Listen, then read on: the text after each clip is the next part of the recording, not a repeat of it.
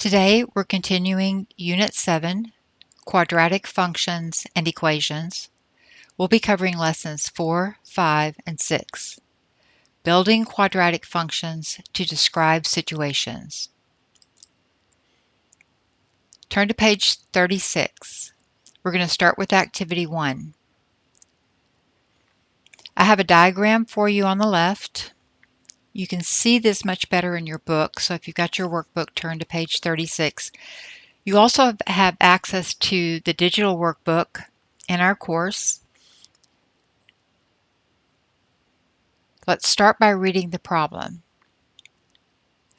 A rock is dropped from the top floor of a 500-foot tall building. A camera captures the distance the rock traveled in feet after each second. So here's the diagram. We're going to start at the top of the building and we're going to drop a rock. We're going to start at 0 seconds. That's our starting point. So we don't have any distance that the rock is traveling at 0 seconds. At 1 second, the rock has fallen 16 feet. At 2 seconds, the rock fell 64 feet. At 3 seconds, the rock fell 144 feet. At 4 seconds, the rock fell 256 feet. And at 5 seconds, the rock fell 400 feet. Take a look at this. What do you notice? It looks like it's starting to travel a little faster after each second, or it's dropping more feet, in other words, after each second. We want to determine how far the rock will have fallen after 6 seconds. Show your reasoning. All right, take a minute.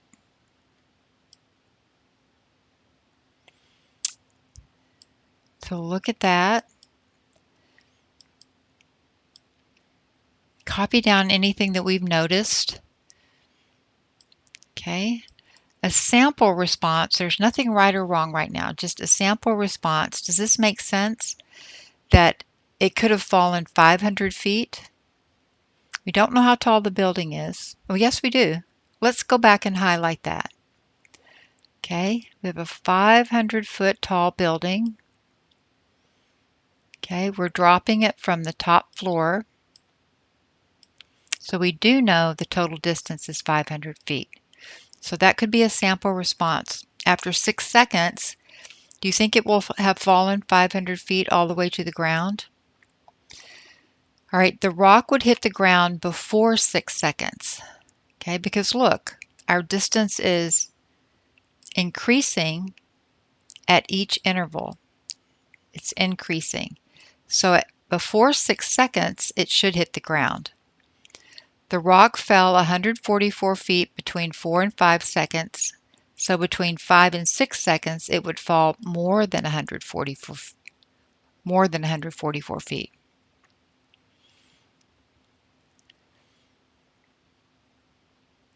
After 5 seconds of falling, there's less than 144 feet to go before the rock hits the ground. Question number 2, Jada noticed that the distances fallen are all multiples of 16. Okay, so there's 16, 64, 144, 256, and 400. Let's see how that works. 16 times 1 is 16. 16 times 4 is 64. 16 times 9 is 144. 16 times 16 is 256. And 16 times 25 is 400. Then she noticed that 1, 4, 9, 16, and 25 are 1 squared, 2 squared, 3 squared, 4 squared, and 5 squared. I want you to use Jada's observations to predict the distance fallen from an even taller building after 7 seconds. Assume that the building is tall enough that an object dropped from the top of it will continue falling for at least 7 seconds. And you need to show your work.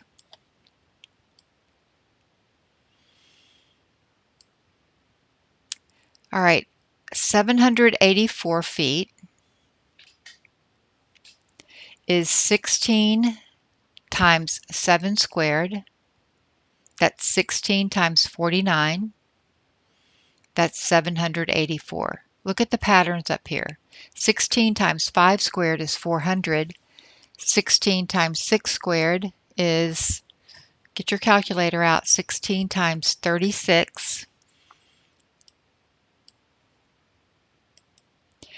is equal to 576. So we need to go further than that. So that's why we go to 16 times 7 squared, which is 784. Okay. Now write an equation for the function with d representing the distance dropped after t seconds.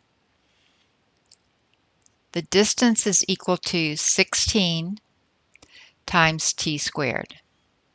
So whatever our time is, we're going to square it and multiply by 16.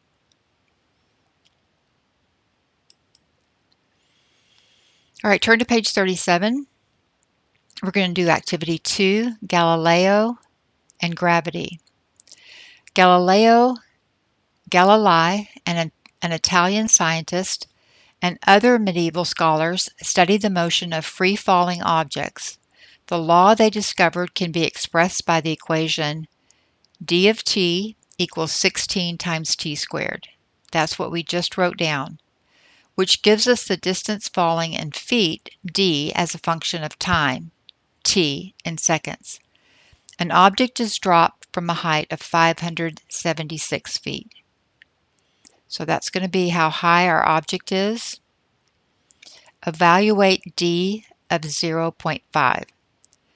X is 0.5, or t, because we're using d of t, so we'll call x t. Remember, x is always time.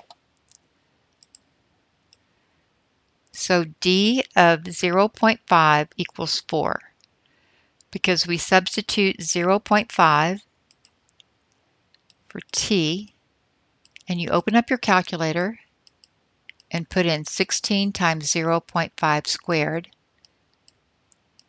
and you're going to get 4.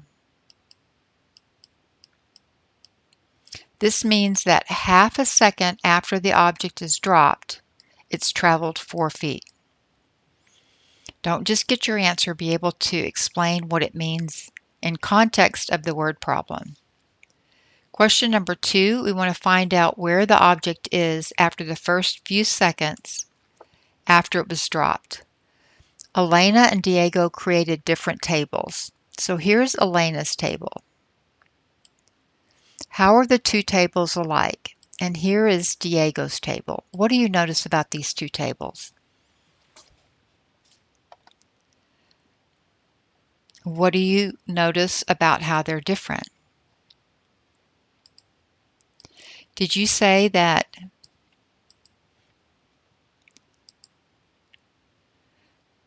both have time in seconds from 0 seconds to 4 seconds? 0, 1, 2, 3, 4. That's going to be our X or our T, our input.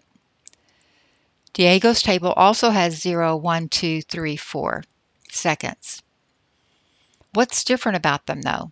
Look at the output. Look at the Y values.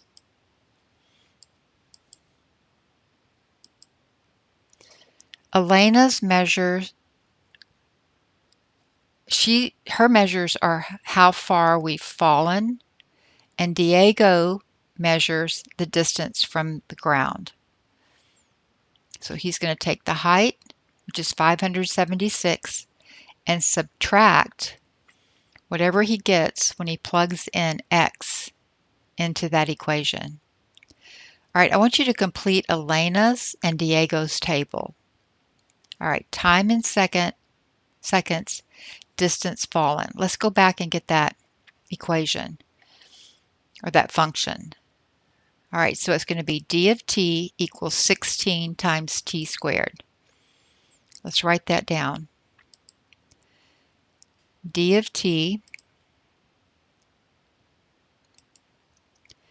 equals 16 times t squared.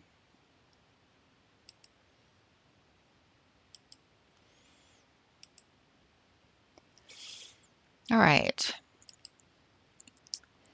Let's put our input in, our x or our t in this function.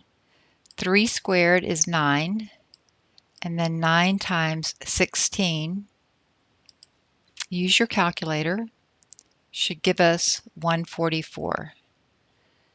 Is 9 times 16, check that out on your calculator, 144.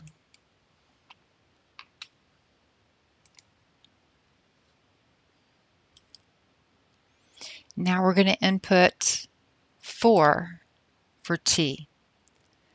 Okay, so let's put 4 and we're going to square it. 4 squared is 16. 16 times 16 gives us 256. So what is our function? What is our expression? It's going to be 16 times t squared. All right, now let's go to Diego's table. All right, so Diego is going to take our height and subtract these values that we get here. He's going to say 16 times t squared. It's already calculated on Elena's table. We're going to subtract 16 from 576 to get 560. Then we're going to subtract 64 from 576 to get 512. Then we're going to subtract 144 from 512 to get 432. And then we're going to subtract 256 from 512 to get 320. Why am I saying 512? From 576. So we're subtracting these amounts from the height. This is just telling us the distance fallen. Diego is doing an extra step. He's subtracting that from 576. So this is what Diego's table will look like.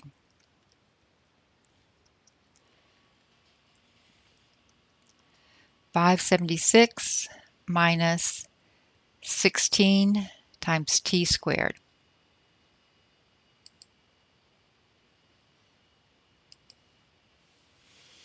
All right, so what is that expression? Let's see if we got it right.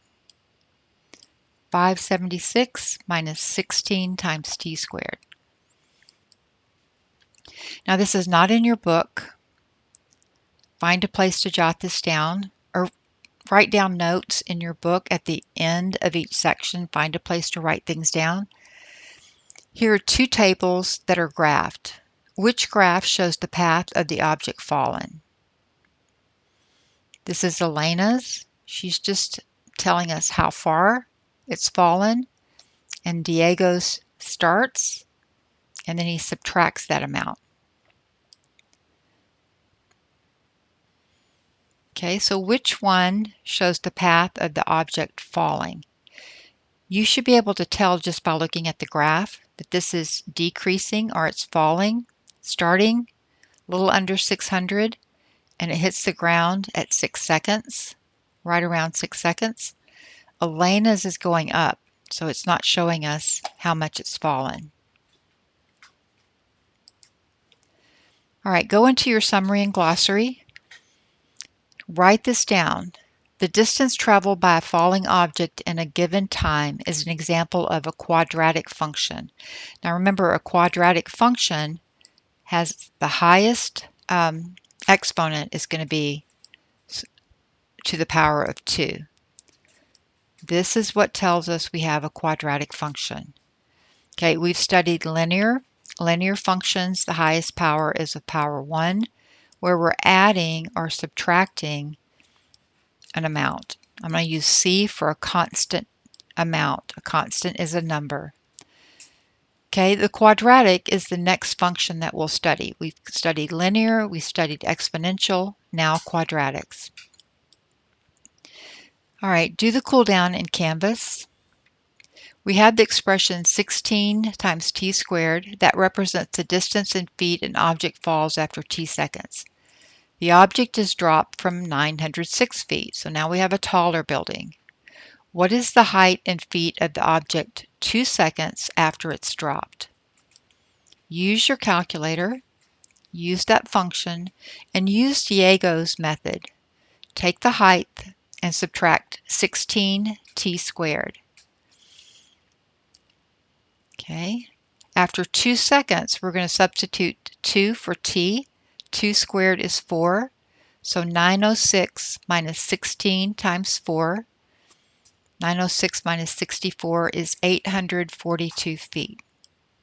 Make sure that you're showing your work so you can go back if you need to refresh your memory about how we are getting that answer.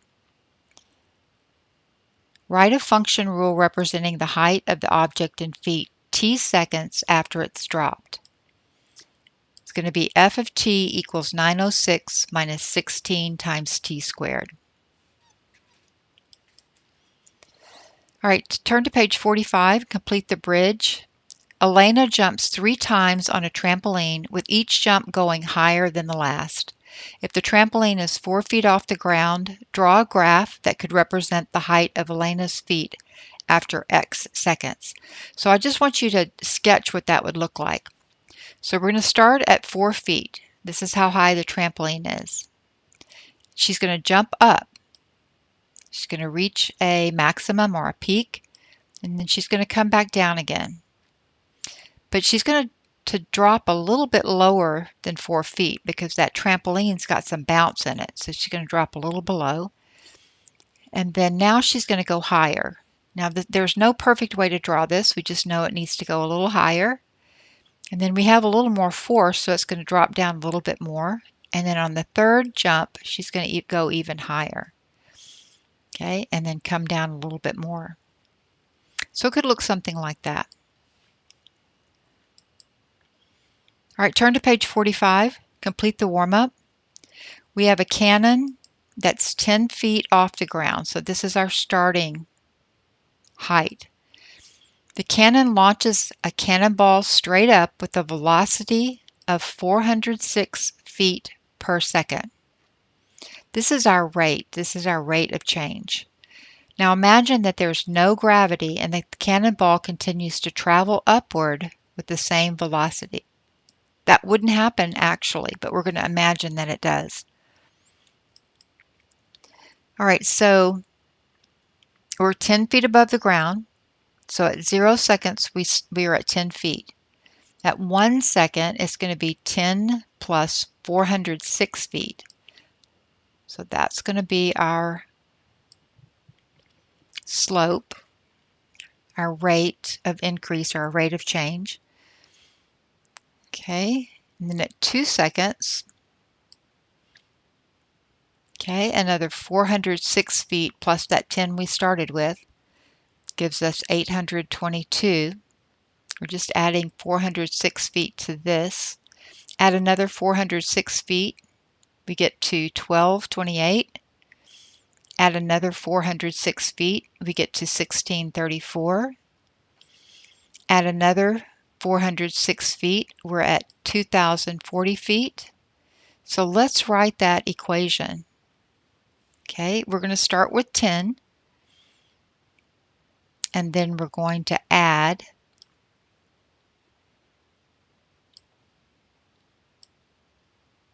406 times t.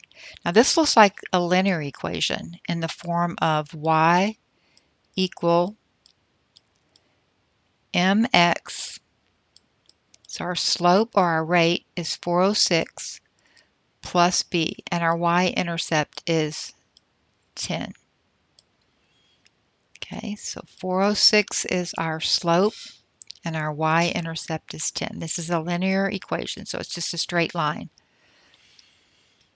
All right, earlier you completed a table that represented the height of a cannonball as feet, in feet as a function of time, in seconds with no gravity. Now this table shows the actual heights of the ball at different times. So we start at 10 feet, Gravity's working on it, so we go up to 400, then 758, 1084, 1378, and then 1640. I want you to compare those values in this table with the table you completed earlier. Make at least 2 observations. Pause the video and then come back and compare your answers with what I have.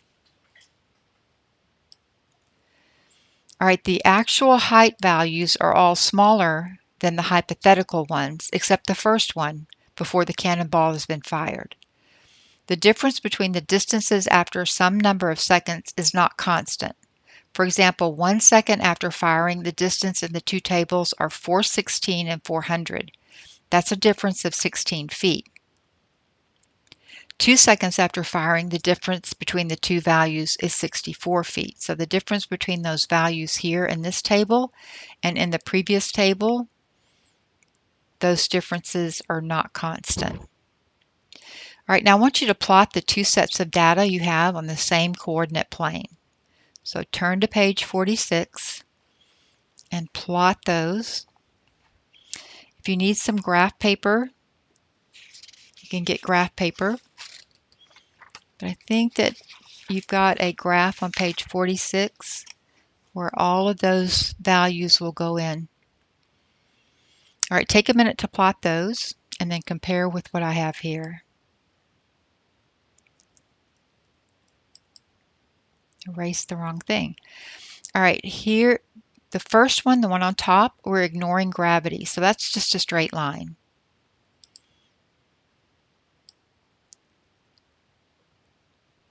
Okay, this one is going to be more of a curve. It's kind of hard to see, but it's going to curve down a little bit.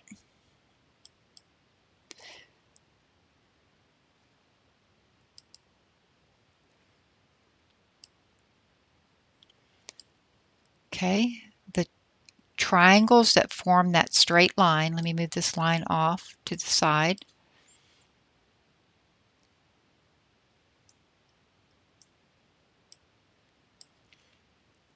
Okay, that's the hypothetical data that ignores gravity. The dots form a curve representing the actual heights. Now we only went out a little ways, so again it's hard to see. Let me get a highlighter, but they are slightly curving.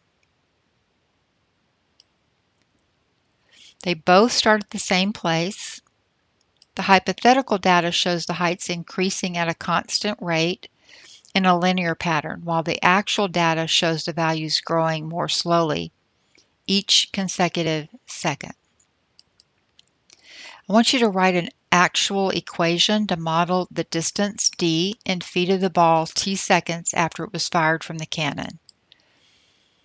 If you get stuck, consider the differences in distances and the effect of gravity from a previous lesson. The effect of gravity is to subtract 16 times t squared. An equation for the actual height of the cannonball is d equal 10 plus 406t minus 16 times t squared. Did you get that?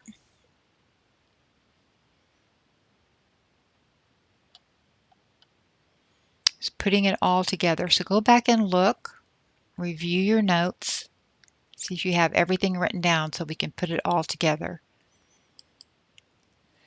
Turn to page 47. We have the function defined by d, distance equals 50 plus 312t minus 16t squared, gives the height in feet of a cannonball t seconds after the ball leaves the cannon. What do the terms 50, 312t, and minus 16t squared tell us about the cannonball? So now we're going to put it into words. Same problem. Let's focus on what we've been doing and put it all together. The 50 tells us the cannonball is fired from 50 feet off the ground. Okay? That's our starting point.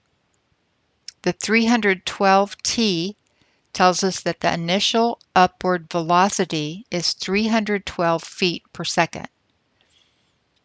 and then minus 16t squared represents the effect of gravity pulling the cannonball back to the ground. So this is a constant function that we looked at in the beginning, telling us the effect of gravity. The 50, the constant, is where we're firing from, and the 312 times t, that 312, is going to be our rate of change. Now use graphing technology to graph the function. Adjust the graphing window to the following boundaries. We want our x's. Remember in Desmos we modeled this in class. You're going to click on that little wrench in the upper right hand corner of Desmos and adjust your x to be between 0 and 25 and your y to be between 0 and 2000 so you can see the entire graph. Observe the graph and describe the shape of the graph. So I've kind of given you a little sketch down here. What does it tell us about the movement of the cannonball? The distance from the ground increases, it reaches a peak, and then it decreases, which makes sense in this situation. It also looks like the distance from the ground decreases in the same way that it increases on its way up. The graph tells us the cannonball went up in the air and then it fell back to the ground. All right, on part B, estimate the maximum height the ball reaches and when does it happen. So on page 47, it's hard to see here, but on page 47, this is question number 3. I'm going to try to make this a little bit bigger, just stretch it up so you can see. You don't have the graph, but this is how we got this graph by putting this equation into Desmos. Okay, from Desmos, you can see a lot better. But from this graph, estimate the maximum height the ball reaches. Now I know that it happens around 10 seconds. If you go down to your x is always going to be time. So the cannonball gets up to a little over 1,500 feet, maybe 1,600 feet. It happens around 10 seconds. Now I want you to look at the graph and estimate when the ball hits the ground. So it goes up, back down, and it hits the ground at a little under 20 seconds. A little before 20 seconds. What domain is appropriate for this function? Now your domain is going to be your x values. So our appropriate domain is between 0 and 20. Okay, so that's why we adjusted our x values between 0 and 20. The equation is a good model for the height of the cannonball from the time it's launched at 0 seconds when time is 0 until it lands when time is 20. Okay. And what range is appropriate? Range is going to be your y values. So we go from 0 to a little over 1,500. They say 1,571 because they're probably looking at the graphing calculator to get an exact amount. The maximum height the cannonball reaches is 1,571 feet. Make sure that you verify that in Desmos. The ball would not go below the ground, so we're not going to consider anything negative in the range. So again, our domain is between 0 and 20, and our range is between 0 and 1,571 feet. All right, go to your summary and glossary. Go over what we've covered. Make sure that you understand and you read and highlight the important information in this function, what everything represents. We have this part, which is a linear expression representing the height of the object without gravity, but the minus 16t squared is the effect of gravity. That's where all this is coming from. Okay, continue in the summary and glossary. Okay, highlight parabola. This is the shape of a parabola. You'll learn more about the geometry of parabolas in a future course. Now notice that the parabola intersects the vertical axis at 5 or the y-axis at 5, which means that the object was thrown into the air from 5 feet off the ground. The graph indicates the object reaches its peak height at about 60 feet after right before 2 seconds, a little less than 2 seconds. Okay, the peak is the point on the graph where the function reaches a maximum value. At that point, the curve changes direction and the output of the function changes from increasing to decreasing. We call that point the vertex. Here's a new vocabulary word. Make sure you highlight parabola and vertex. Every parabola has a vertex because there's a point where it changes direction from increasing to decreasing, or if it's upside down, the other way around. All right, here's a graph of h. The object hits the ground a little before 4 seconds. That time corresponds to the horizontal intercept or the x-intercept. This is called a zero. Highlight that. It's called a zero or a root or a solution. Okay, anywhere we touch or cross the x-axis. A zero of function h is approximately 3.8 seconds because h of 3.8 equals 0. In this situation, input values less than 0 seconds. Anything over to the left is not appropriate. We don't look at this part of the graph in the second quadrant because that would be negative time. All right, so an appropriate domain for this function would be everything between 0 and 4 seconds, or 3.8 seconds if you want to be more precise. All right, highlight parabola and learn what it is. It's the U-shaped graph representing any quadratic function. The vertex is the point where the graph changes from increasing to decreasing or vice versa. It's the highest or lowest point on the graph. The zero of a function is an input that yields an output of 0. In other words, if f of a equals 0, then a is the 0 of f. All right, it's any place where we cross or touch the x-axis. Zeros are called solutions. They're also called roots. All right, complete the cool down in Canvas. The height h of a stomp rocket propelled by a short blast of air above the ground after t seconds is given by the equation h of t equals 5 plus 100t minus 16t squared. Here's a graph that represents h. So we're going to start at 5, what are we measuring in? Feet above the ground. How does 5 in the equation relate to the graph? The graph intersects at 5. That tells us where we're starting the launch. What does 100t in the equation mean in terms of the rocket? It indicates the initial velocity of the rocket. It's at 100 feet per second upward. This is our rate that we're going up. What does the minus 16t squared mean in terms of the rocket? It indicates the effect of gravity pulling the rocket back toward the Earth. And when does the rocket hit the Earth? It hits the Earth at about 6.3 seconds. Now you could say something like a little after 6 seconds. You don't have to be that precise. You can get precise if you put this into Desmos and see where that zero is, where that root is. All right, turn to page 56. Look at these 4 functions. Which one does not belong? You could say A because it's the only graph where the y values don't change. The y values stay constant. You could say B because B is the only graph where the y value increases at a constant rate. It's going to be a line. Constant rate means we have a slope, a constant slope, and the slope looks like we go up 2 and over 1, up 2 and over 1, so the slope is 2. You could say C because it's the only graph that is not continuous. Continuous means we have these dots are connected with a line, but this is not continuous.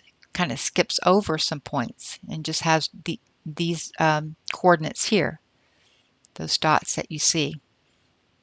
And then D is the only graph that does not intersect the y-axis at 2. All the others intersect at 2. Those are some things that you could have noticed. All right, turn to page 57, pharmaceutical profiting.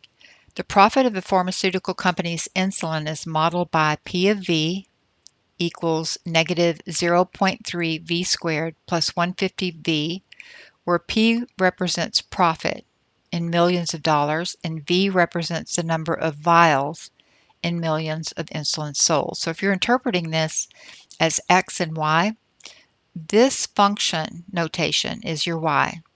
V is your X, or your input. If we know what V is, we're going to input it into this expression and we're going to solve. Now you can graph this function in Desmos just like it is. So stop for a minute, put this into Desmos, and you should see something like this. Identify an interval where the function is positive, okay, where P of V is greater than 0. Interpret the meaning of this interval in the context of the situation the function describes. The profit function is positive over the interval 0 to 500. No profit. If we go over 500 vials, we don't have a profit. You can't sell negative vials, so we're looking in quadrant 1. Question number 3, identify an interval where the function is negative. P of V is less than 0. Interpret the meaning of this interval in the context of the situation the function describes. The profit is negative over the interval where V is greater than 500. So if we go over 500, okay, we start dropping into negative profit. We start losing money. They lose money if they sell over 500 vials per week. If the company doesn't make much insulin, people are willing to pay more for that insulin because it's so hard to find. If the company makes a lot of insulin, there is more insulin than people really need, so the company cannot charge as much. With your partner, discuss why the profit would be small when the company makes too much or too little insulin. So reason it out and then write out a complete sentence. There's more demand when a company makes less product, so they can charge more for the product. But if they charge too much, fewer people will buy. If they make too much of the product, demand decreases, and the price would decrease so they can sell the product, limiting the profit. All right, activity 2, page 58. Here are the 3 sets of descriptions and equations that represent some familiar quadratic functions. Graphs related to each function are also shown, though they may not reflect a reasonable domain for each function. In other words, you have to look at the word problem and take out anything that doesn't make sense. We have the area of a rectangle with a perimeter of 25 meters and a side length x. So that's going to be x times 25 minus 2x divided by 2. Because remember, the perimeter, we divide that total amount in half. So x times 25 minus 2x over 2. This is how it's graphed. Describe a domain that is appropriate for the situation. Think about any upper or lower limits for the input. So can your lengths or your widths be less than 0 or even 0? The domain has to be between 0 and 12.5. The part of the graph that is below the horizontal line is not meaningful here because negative area doesn't make sense. So between 0 and 12.5. Describe a range that's appropriate. So now we're looking at our y-axis for range. So what do you think? 0 to 40, does that look correct?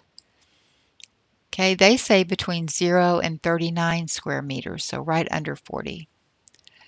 Describe how the graph should be modified to show the domain and range that makes sense. Restrict the x-axis to positive numbers up to 15.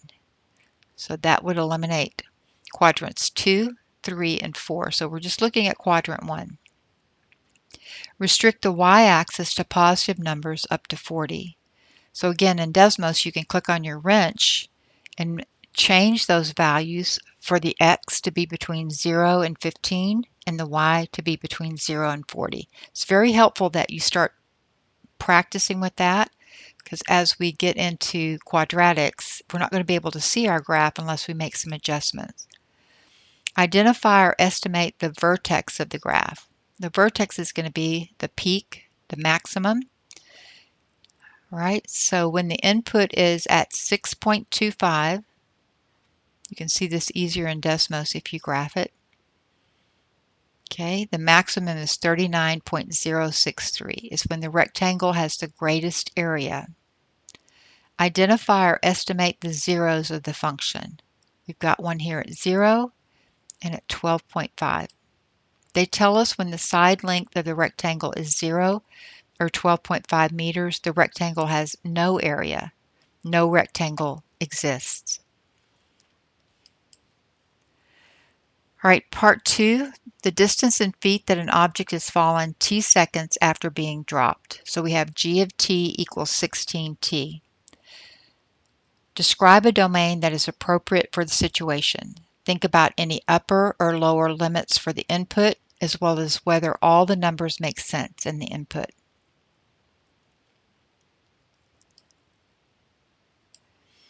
In our domain, our x values have to be greater than or equal to 0. Only positive numbers and 0. Negative values of time don't make sense, so we don't look at that part of the graph to the left in quadrant 2. Describe a range that is appropriate for the situation. Okay, our range starts at 0 and it keeps going up, okay, higher and higher and higher. So from 0, anything greater than 0, in other words. Describe how the graph should be modified to show the domain and range that makes sense. We're going to restrict the x-axis to positive numbers with any maximum value t. Restrict the y-axis to positive numbers up to 16t squared. Identify or estimate the vertex on the graph. The vertex looks like 0, 0. It tells us the distance fallen at 0 seconds is 0 feet. And then identify or estimate the zeros of the function. Again, it touches the x-axis at 0, 0. It's the only time when the distance fallen is 0 feet. All right, now we have h of t equals 576 minus 16t. Describe a domain that is appropriate for this situation. The domain is your x values. Again, time is on our x-axis, so time has to exist from 0, any positive number. Okay, it looks like we can go from 0 to, is this 5, 2, 4, no, this is 6, from 0 to 6. So our domain is from 0 to 6, our x values, and our range is from 0 to, let's say, 600. And that should include all of our values, make them meaningful. Okay, they put 576 feet because they put this into Desmos. They could tell us exactly what that peak is, what that vertex is. Describe how the graph should be modified to show the domain and range. So again, we're going to use our wrench to restrict the x-axis to positive numbers up to 5. I think we need to go up to 6. 2, 4, 6. Change that to a 6. And the y-axis up to 600. That should include everything. All right, identify or estimate the vertex on the graph. 0, 576. So again, put this into Desmos so you can tell exactly what that number is. Okay, it tells us the time when the height is the greatest. All right, the zeros, this 0 on the left doesn't make sense. 0 on the right does. Okay, so at 6 seconds, the object has fallen after being dropped. It's when the object hits the ground. Turn to page 59, go through the debrief. In general, the zeros of the function tell us, okay, for example, they tell us the solution. We're looking at dropping an object. It tells us when it hits the ground. The vertex of a graph that represents a function tells us, for example, the examples we've been looking at, the maximum height, okay, once an object has been launched. To determine an appropriate domain for a function, we need to consider where we start and where we end. We need to look at the word problem and look at time and see if negative time is appropriate. If it's not, we don't go back into quadrant 2. Okay, and then we see where it crosses the x-axis, and that's where we stop. So to determine an appropriate range for a function, we need to consider the maximum or the minimum. Okay, where that parabola reaches its maximum or its minimum. Okay, and then we look at the y-axis and we determine the values, okay, where we start, where we end on the y-axis. All right, continue going through the summary and glossary. Make sure you're looking through that, and then complete the cool down. Complete this on your own, and then start on the word problems. Okay, just do the best you can on the cool down. Practice is pages 40 through 44, 1, 6, and 10, 50 through 51, 1, 2, 3, and 4, and this should say pages 62 through 63, 6, 8, and 9.